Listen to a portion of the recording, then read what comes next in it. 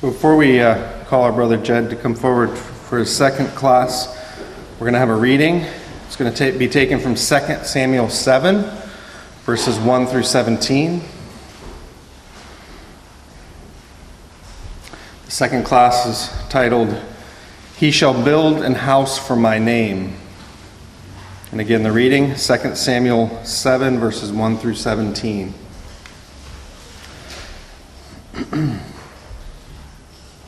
And it came to pass, when the king sat in his house, and the Lord had given him rest round about from all his enemies, that the king said unto Nathan the prophet, See now, I dwell in an house of cedar, but the ark of God dwelleth within curtains. And Nathan said unto the king, Go, do all that is in thine heart, for the Lord is with thee. And it came to pass that night that the word of the Lord came unto Nathan, saying, Go and tell my servant David, Thus saith the Lord, Shalt thou build me an house for me to dwell in? Whereas I have not dwelt in any house since the time that I brought up the children of Israel out of Egypt even to this day, but have walked in a tent and in a tabernacle. In all the places wherein I have walked with all the children of Israel, spake I a word with any of the tribes of Israel, whom I commanded to feed my people Israel, saying, Why build ye not me an house of cedar? Now therefore so shalt thou say unto my servant David, Thus saith the Lord of hosts, I took thee from the sheepgoat, from following the sheep, to be a ruler over my people, over Israel. And I was with thee whithersoever thou wentest, and have cut off all thine enemies out of thy sight, and have made thee a great name, like unto the name of the great men that are in the earth. Moreover, I will appoint a place for my people Israel, and will plant them, that they may dwell in a place of their own, and move no more. Neither shall the children of wickedness afflict them any more as before time. And as since the time that I commanded judges to be over my people Israel, and have caused thee to rest from all thine enemies, also the Lord telleth thee, that he will make thee an house. And when thy days be fulfilled, and thou shalt sleep with thy fathers, I will set up thy seed after thee, which shall proceed out of thy bowels, and I will establish his kingdom. And he shall build an house for my name, and I will establish the throne of his kingdom forever.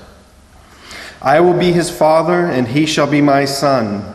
If he commit iniquity, I will chasten him with the rod of men, and with the stripes of the children of men. But my mercy shall not depart away from him, as I took it from Saul, whom I put away before thee. And thine house and thy kingdom shall be established forever before thee. Thy throne shall be established forever.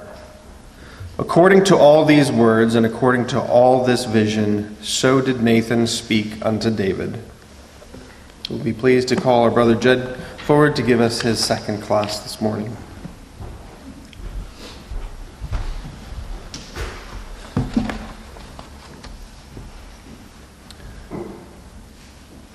Well, brothers and sisters and young people, we continue following the ark as it has left the wicked place that had developed in Shiloh and has wandered through the lands of the Philistines and of some of the Israelites. It now resides in the house of Abinadab. And as I said at the close of the last class, there are those who, though physically did not follow the ark, their hearts sought it, and they yearned to see it, and they yearned to see it put in a place of honor and rest. And David himself falls into that category, though likely he had never known a tabernacle that had the ark in it. As I said, there is some trouble with the timeline, trying to decipher exactly how long the ark was at Abinadab's house, or how long the ark had gone, how long it had been between the ark leaving Shiloh and coming in to the tent that David pitched for it. The record says it was a long time, 20 years. Well, we know that the reign of Saul was 40 years.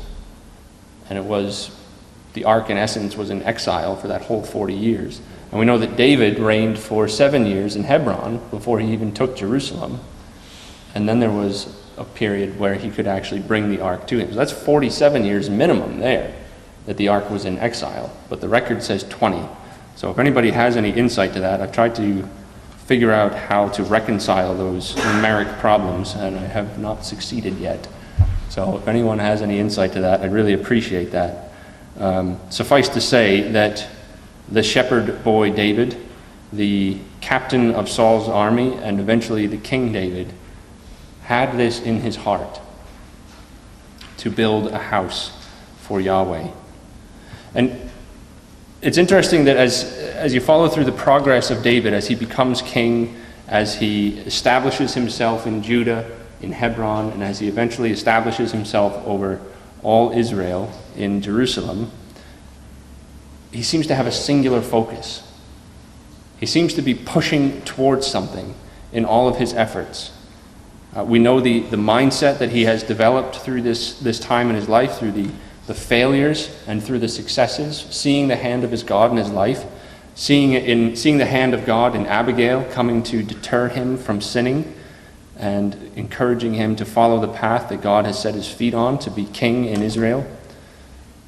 We see the hand of God keeping him away from Mount Gilboa, where his friend Jonathan would fall. And we see the hand of God establishing him as king over all Israel in Jerusalem. And David's heart is focused on the ark of his God. And so the progress of time, as he goes through, he becomes king in Hebron, and for the next 7 years engages on campaigns against the surrounding nations. He takes Jerusalem as soon as he becomes king over all Israel in Hebron. When all the tribes come down and make him king, he immediately goes up as far as, if you just read through 2 Samuel, this is the pace that we have of David's life. He immediately goes up and takes Jerusalem. And it's by no means the first time he's been to this city. And then in the record, he takes Jerusalem, and then he goes to get the ark.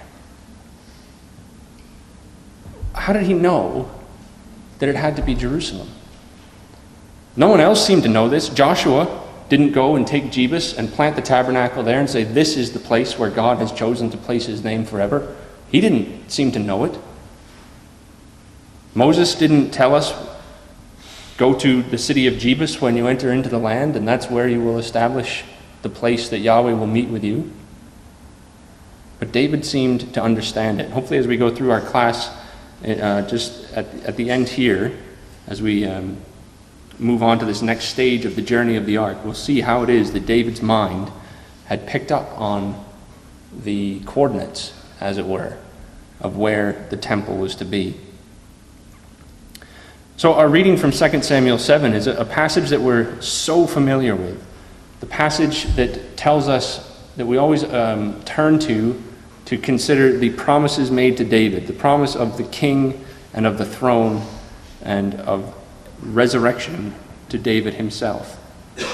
Interesting side note, there are those versions out there, not that by any means the King James is inspired, but it is helpful, especially in this case, because there are those versions out there that eliminate the resurrection from the promises to David. And the passage that we had read in verse 16 of 2 Samuel 7, where it says, thine house and thy kingdom shall be established forever before thee, is where we would always turn to say the promise to David was a promise that he has to be resurrected to receive. Because thy house and thy kingdom shall be established forever before thee. But we're told at the beginning of this, in verse 13, thou shalt sleep with thy fathers. So you won't see this begin to take place, but you'll see it when it's established forever. So he has to come back from the dead to see that. It will be established forever before thee. There are versions who change that verse to say, shall be established forever before me. To say God is going to see it, but David's already asleep with his fathers. So you can then interpret that to say that David is in heaven or some other form of doctrinal error to try to explain that passage. But we can put our confidence that David will be resurrected to see the fulfillment of these promises that he's given. But for our purposes, we want to, instead of looking at what we normally look at the far down the tunnel fulfillment for David when Jesus is established on his throne, on the throne of his father David, to look at these promises in the context directly related to David's son, to the son that would be chosen to build the house and to sit on his throne. And at the end of David's life, he's recorded as saying, God has given me many sons, but he has chosen Solomon to build a house for his name. So there's something in these passages, in these verses of promise, that specifically are to be applied to Solomon. Not every aspect, not certainly Solomon sitting on the throne of David when David is resurrected, but the primary aspects of the building of the house, of the establishing of the kingdom, the establishment of the throne, are to see their type established in Solomon before the reality arrives in Christ. So just reading through some of these verses again, verses 8 to 11 of 2 Samuel 7, after the initial part is laying down the heartfelt desire of King David to do this. He is, in a sense, fulfilled his desire, and he's brought the ark into Jerusalem, and he's established a tent of meeting around it. There's an altar before it, and he sits in his house, which is made out of timbers of cedar brought from Hiram, king of Tyre, a gorgeous house. And he says, I'm not done yet. This isn't right. I shouldn't be elevated higher than the throne of my God and the throne of my king. This isn't done yet. I thought this was all I had to do, but I have to do more. This isn't right that I am elevated and the ark of the presence of my God dwells behind curtains. So, of course, we know the response of God when he says, I wish to do this. The eventual response of God is, you will not do this. And here's what I have to say to you about the matter, David. Verse 8. Now therefore, he's speaking to Nathan, now therefore so shalt thou say unto my servant David, thus saith Yahweh of hosts, I took thee from the sheepcote, from following the sheep, to be ruler over my people, over Israel. And I was with thee, whithersoever thou wentest, and have cut off all thine enemies out of thy sight, and have made thee a great name, like unto the name of the great men that are in the earth. And we have that confirmed because in verse 1 of 2 Samuel 7, it says, Yahweh had given him rest round about from all his enemies. I have given thee a great name, like unto the name of the great men that are in the earth. The nations are trembling before this emperor who sits in Jerusalem. Nobody can stand against him. No matter how many he sends out, he always wins. No matter what the battle looks like, he is always successful. And the nations have backed off. They're not coming to antagonize this man anymore. He has established himself as the power in the Middle East. And Yahweh has done that for him. He has given him rest from all his enemies round about. And he has given him a great name. Verse 10, moreover, I will appoint a place for my people Israel, and will plant them, that they may dwell in a place of their own, and move no more. Neither shall the children of wickedness afflict them any more, as before time. So the benefits that I've given to you, David, I will give to my people Israel. And do you notice some of the similar characteristics of what is being promised to Israel to what David desires to do for the Ark of the Covenant? He says in verse 10, I will appoint a place. Wasn't that David's desire, to establish a place for the Ark of the Covenant, to build a permanent structure, a place of rest for the Ark of the Covenant? And Yahweh says to him, I will do it for Israel. I will plant them. I will set them in a sure place, that they may dwell in a place of their own. And isn't that the desire of David? Isn't that the desire of Yahweh himself, to dwell with his people in his sanctuary? So there's an interesting connection that we could tease out a bit more, given the time, to see the relationship of the people of Israel to the Ark of the Covenant, but specifically to the cherubim, which we hope we'll deal with a bit more tomorrow afternoon at the gathering. But the representation that we're being shown here is the relationship between the people of Israel as God's people, receiving the same benefits that David is seeking to do for the Ark of the Covenant and the presence of God, that they are somewhat intertwined, that the dwelling of God in the midst of his people that David desires to see is the dwelling of the people in the presence of God that God desires to see. So we have two different individuals with different perspectives of the matter, but with the same goal in mind. David desires to see God dwell with his people, and God desires to see his people dwell with him. Verse 11, we read that since the time that I commanded judges to be over my people Israel, and have caused thee to rest from all thine enemies, also Yahweh telleth thee that he will make thee an house. So that first part of verse 11, he's telling David, I never asked anyone to build me a house. He says it in a different way, in other ways as well. Earlier in the chapter he says it, and in comparative records he says it in a similar way. I have never asked anyone to do anything of this matter. So, in essence, he's telling David, I haven't asked you to do this, but we know from a comparative account that he says it's good that it was in your heart to do this, because you've seen that that's my intent. Through your own personal meditations upon my word, you've seen that it's my intent to have a permanent dwelling place with my people. And it's good that you desire to do that. But you're not the one to do it, David. And he, as God is often wont to do, he completely flips the situation on its head. And instead of just telling David, no, don't do that. Go back to conquering all the nations around you, and I'll deal with your son about building the house. He tells David, you want to build me a house, I'm going to build you a house instead. And we, of course, look at that as the Davidic dynasty that's to come afterwards. Not a physical structure that David and his family were going to dwell in, but the dynasty of David upon the throne of Israel. And we are confident that there will not be an established throne of Israel without a descendant of David sitting upon it, because that is the promise of God. We have prime ministers, we have other forms of rulership that may take place, but to have a throne and a king of Israel, it will be a descendant of David. And the only one who can confidently claim that position is our Lord when he returns. But here we're talking about the next generation, immediately following David.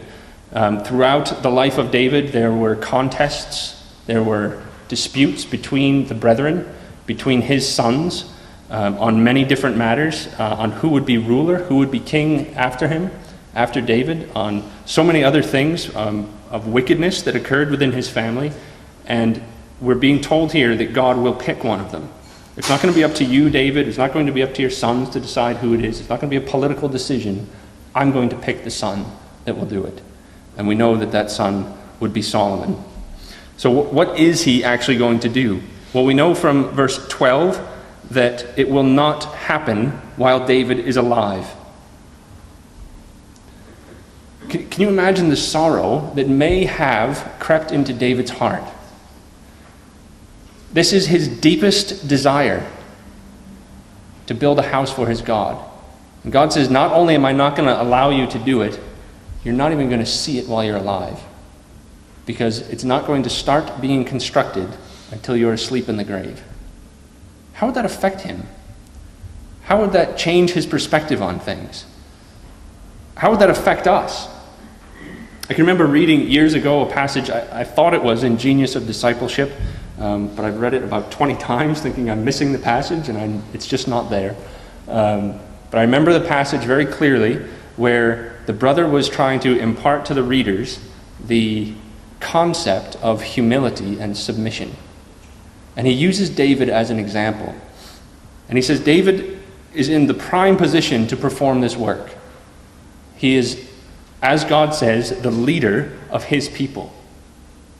He has the power to go out and conquer any nation, to take whatever he needs. He has the power to command the people of Israel to do whatever needs to be done. And God tells him, you're not going to do it. He comes to God with a purpose, with an intent, with a project, and God says, that's a good project. But you're not the one to do it. How would we react to that? How would our own pride react to being told, that's a fantastic idea, yep, that's exactly what the ecclesia should do, but he should do it, not you? Would we feel cast to the side? Would we feel like, well, if I'm not going to be able to do it, then I don't want the ecclesia to do it at all?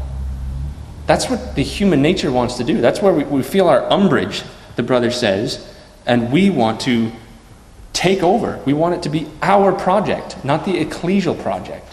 Not the project of the people of God for his glory, but our project. And we don't see that in David. We see as the story unfolds throughout the next few chapters, we see David do exactly the opposite. We see in his prayer at the end of 2 Samuel 7, his awe at the mercy of God, in not saying, yes, you can build the house, but in saying, I'm going to build you a house. God, in his wisdom and his wisdom alone, is able to completely flip David's perspective to his own perspective. And to say, the important thing here, David, is not the structure, though I do want that built. The important thing is having a dynasty of righteousness sitting upon my throne. And you're going to be the head of that dynasty. You're going to be the one from whom they all descend.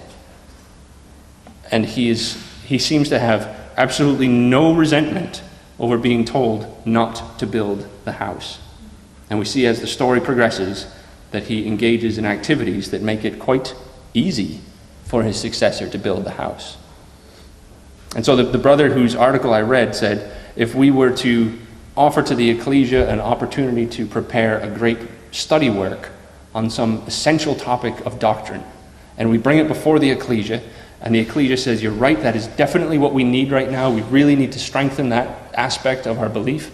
But this brother over here would probably be a better one to do it. Would we take our piles of notes and our folders and all our materials and say, well, he can get his own stuff? Or would we say, wow, well, if he's going to do that, I'm going to do everything I can to give him everything he needs, because this is what the ecclesia needs. And even if I'm not the one to do it, the ecclesia needs it, and that brother can benefit from all the work I've already done. And I'm going to do everything I can to make sure that brother succeeds. Because that's what David did. Yes, it was his own son. Yes, it was the first successor in the dynasty of David.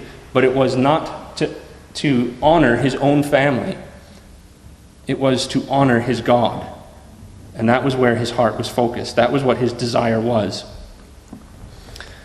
So just to step back a bit before we go forward into 2 Samuel 8, I want to try to give you an idea as to how I think David knew where to build the temple. To lay the context for how I came to this conclusion, when we're first introduced to David, he is in the field with the sheep. And we know through reading the Psalms that this was a time for him to meditate upon the Word of God. That there wouldn't have been the ease of transport. He wouldn't have thrown his backpack on and grabbed his iPod with all these classes in his ears and gone out to follow the sheep and listen to all these other expounders of the Word. He had to memorize it, and he had to think upon it himself. And David was a man of music. So what he would have had for scriptures at that time would likely have been simply the first 5 books of what we have in our Old Testament. There may have been some other writings that helped to understand these things, but he wouldn't have been able to just roll them up, stick them in his backpack, and take them out into the fields and read them while the sheep are grazing. It was very uncommon to have your own copy of the scriptures. So you had to memorize it. Even today, there are young children in Israel who from a very young age are taught the Torah, the first 5 books of the Bible, and they can memorize it. They can memorize all the law of Moses from beginning to end. 5 books of the Bible, they can recite it on command, chapter and verse, section and paragraph. So the ability is there if you're dedicated and focused. And I have no doubt that David had that ability. But as a musician, as someone who was incredibly skilled and able to impart comfort and meaning through his music to others, it's likely that he would have been specifically drawn to songs in the Old Testament, in the Torah. And if we're talking about his desire that was there from the beginning to find a place of rest for the Ark of the Covenant, I think that the song that would have been his meditation and his contemplation for many of those days and nights in the field would be the Song of Moses in Exodus 15. And if we turn that up, I think I can show to you from some of the context of that chapter how it was that David was able to get a general coordinate location of where God had chosen to put his name. Exodus chapter 15, we'll just read through, we'll just pick out a few verses. Firstly, beginning at verse 1. Of course, we know this is just after the Egyptians have been defeated, when the Red Sea has closed in upon them and consumed them. So, chapter 15, verse 1, Then sang Moses and the children of Israel this song unto Yahweh, and spake, saying, I will sing unto Yahweh, for he hath triumphed gloriously. The horse and his rider hath he thrown into the sea. Yahweh is my strength and song, and he has become my salvation. He is my God, and I will prepare him an habitation. My father's God, and I will exalt him. So right at the beginning, the response of those who are saved by the deliverance of Yahweh is, I will prepare him a habitation.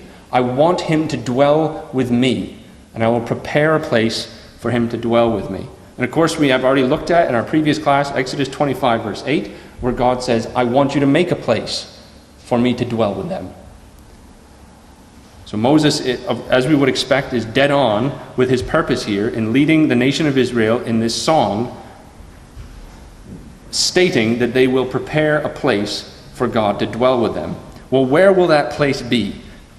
As we move on through the song, the triumph of Yahweh is relayed as he has done these great works in the plagues and in the destruction of Egypt and the sea. We read in verse 13, Thou in thy mercy hast led forth the people which thou hast redeemed. Thou hast guided them in thy strength unto thy holy habitation. So, I'm not saying that the other side of the Red Sea is where that holy habitation of dwelling place was to be, but God is leading them there.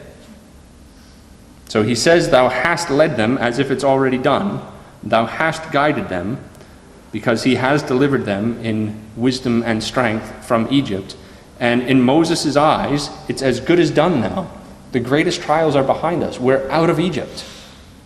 We just have to follow God, and he'll lead us to the place of his holy habitation. Now we get more specific. Verse 14, The people shall hear and be afraid. Sorrow shall take hold on the inhabitants of Palestina, or the land of the Philistines. Now, we know from other accounts that God specifically didn't take Israel through the land of the Philistines because he said the people are tender and they will see war and be afraid. So they wouldn't be afraid and have the inhabitants of Palestina wouldn't have sorrow take hold on them because of this nation of Israel that's been brought out. Far the opposite. If they went through there, the nation of Israel would be afraid and would return to Egypt. So God said, I'm not going to take you through Palestine because you're not ready for that yet. So this is talking about a time in the future, something else that will put sorrow on the inhabitants of Palestina.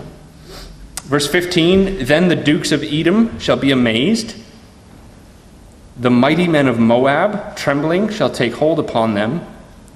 And all the inhabitants of Canaan shall melt away. So if you look at, actually, some of us may have this. If you turn up the maps in the back of your Bible, in the Oxford that I have, it's maps 3 and 4. Either one of those will work for this demonstration. But what you're looking for, if you have a different publisher, is a map dealing with Israel in the time of Joshua, Samuel, David, Saul, that time period. And it will give us some locations of different nations as we look at this. I hope we're keeping our hands in Exodus 15, so we will pop back there quite quickly. So let's find the nations that we've talked about already. Palestina, or the land of the Philistines, on map 3 is on the right-hand page, or the bottom page if you hold it in portrait version. So it'll be at approximately 5W. You'll see Philistines right on the shoreline of the Mediterranean Sea. Our next one would be the Dukes of Edom. We have that to the south, below the Dead Sea. We have Moab, which is to the east of the Dead Sea. And then we have Canaan, which we could piece together some verses, but the Canaanites seem to have been, yes, the whole thing is called the land of Canaan because they're all sort of Canaanites, but those who are specifically called Canaanites seem to dwell farther to the north because they're the first ones that Abraham encounters as he comes into the land from the north. So we've got 4 cardinal compass points. We've got the west of the Philistines, the south of Edom, the east of Moab, and the north of Canaan. And that gives us a general area to the west of the Dead Sea. Now, Shiloh, if we can find Shiloh on this map, I don't know if I have it on this map. Shiloh is X4. So it's just on the north part of the second page. You'll see Shechem right in the center with a red dot, and then straight below that you'll see Shiloh. So Shiloh's pretty fulfilling those characteristics. We have the northeast, southwest, all kind of filling the right parameters to be Shiloh. But we know that God has already abandoned Shiloh as far as the time period of David is concerned. The ark is not there. God has said that these things aren't going to be anymore. In fact, the title of our last class, My Place Which Was in Shiloh, comes from Jeremiah at the end of the time of Solomon's temple, when he says, look back at my place which was in Shiloh, and look what I did to it. And that's what's going to happen to this house, because you've gone the same direction. So we have the general location picked, and then if we move on, in Exodus chapter 15, we have in verse 17, thou shalt bring them in and plant them in the mountain of thine inheritance, in the place, O Yahweh, which thou hast made for thee to dwell in the sanctuary, O Lord, which thy hands have established. That sounds like a very specific place. It's no longer just a general area that Shiloh seems to fall within the confines of. Now it's the mountain, the place, the sanctuary. So where would we think would be the place, the mountain of Yahweh's inheritance? Of course, looking back with hindsight, we know where to go for that. Well, that's obviously Zion. That's Mount Zion. That's Jerusalem. We know that that's what is always addressed as Yahweh's mountain. But how would David know that? David isn't standing with our perspective, looking back with the wealth of Scripture before us and saying, well, there it all is. It's perfectly clear. He's sitting in the field, trying to remember what he's heard, what he's read, and trying to think about where is it supposed to be. The ark is in exile. It's abandoned by the people of Israel. No one is seeking after it to bring it back. Where is it supposed to go? Everywhere it's gone, it's caused calamity and death. It's obviously not supposed to be where it's been, but where is it supposed to be? Well, what would be the mountain of Yahweh's inheritance? Of course, we're confirmed later on with where that location is, but David himself, when he brings the ark into Jerusalem, doesn't know. He doesn't know where that location is. He knows it's supposed to be somewhere in the confines of Jerusalem, that this is the place. We see, going back into the patriarchs, we see Jacob purchasing land that was near Jerusalem, that looked towards the towers of Jerusalem, or of Salem at the time. We see his grandfather going up onto Mount Moriah to offer Isaac, which would have been one of the mounts in the vicinity of Salem. We see much activity of the patriarchs in this area. David knew that something had to happen here, that this had to be the location. It fit all the characteristics, but there's a specific location that God wants, and I don't know what it is yet. And for most of his life, he didn't know. Even long after 2 Samuel 7, when he's been told, you won't build the house, your son will, he still doesn't seem to have it pinpointed exactly where it's supposed to be. He knows what it's supposed to look like. He knows how to put together all the materials that are necessary for it, but he doesn't know where to tell Solomon to start digging. Until we get to 1 Chronicles chapter 21. So just think about that. David would have been an old man by this point. 1 Chronicles 21, we're very near the end of his life. Very near the end of his life. He's long since been told not to go out to war with the nation, that they're afraid for his health because they can't protect him, and he can't protect himself the way he could when he was a young man and a man of valor. So he's been told now he has to stay home. And he's nearing the end of his life. He's been making vast preparations for the temple, but he still doesn't know where to dig. Where is it supposed to be? I know it's supposed to be here somewhere, but I don't know where. And without getting into all the details of this, this is a whole other consideration which we're probably somewhat familiar with, but I'm sure there's always more for us to consider. 1 Chronicles 21, we'll just go into it really quickly. Satan, in verse 1, stood up against Israel and provoked David to number Israel. And of course we know from the comparative record that it's actually Yahweh as Satan who is stirring up against, or standing up against Israel and provoking David, because he had a judgment that he had to bring upon Israel. So he goes through the numbering process. The numbering process isn't completed before Joab returns because plague has been released on the nation. People are dying. And at the command of Yahweh, something was going to happen to punish the people, and David chose 3 days in the hand of Yahweh instead of in the hands of his enemies because of the mercy of Yahweh. And of course, as that plague comes to its completion, if we take into the story at verse